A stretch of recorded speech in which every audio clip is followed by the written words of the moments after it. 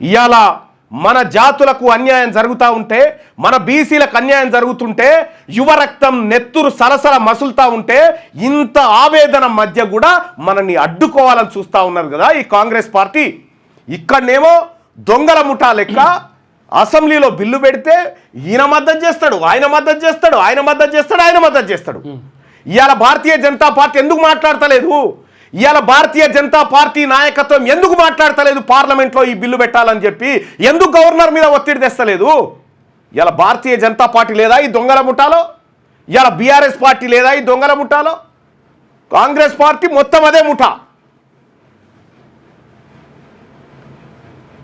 మీరు చెప్పండి, తెలుసుకుందామా?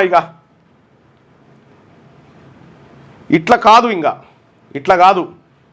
మనం యుద్ధంలోకి దిగితేనే ఈ తాడో పేడో తేలేది. చూసినాం.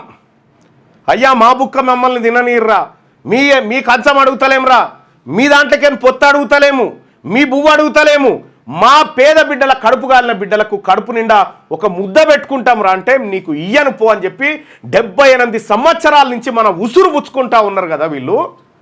మరి ఇప్పుడు ఏం చేద్దాం చెప్పండి? తేల్చుకోవాల్సిందే ప్రజలారా. మళ్ళా జన్మ లేదు.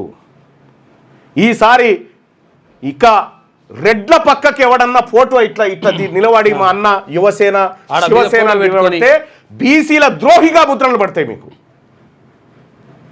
ఈ రోజు నుంచి వాట్సాప్ డీపీలలో, సోషల్ మీడియాలో మనకు లేదురా బాబు, ఏ ఛానల్ మనది కాదు, ఏ పత్రిక మనది కాదు, మనకు లేవు.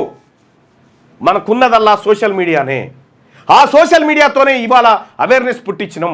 ఇంత అవేర్నెస్ పుట్టిన తర్వాత కూడా మీరు బీసీలు ఏం బీక్కుంటారో పీక్కోరు, మేము కోట్ల కేసేసి అడ్డుకుంటామని చెప్పి ఇద్దరు పోయి కోట్ల కేసేసారంటే దీన్ని ఏమందాం?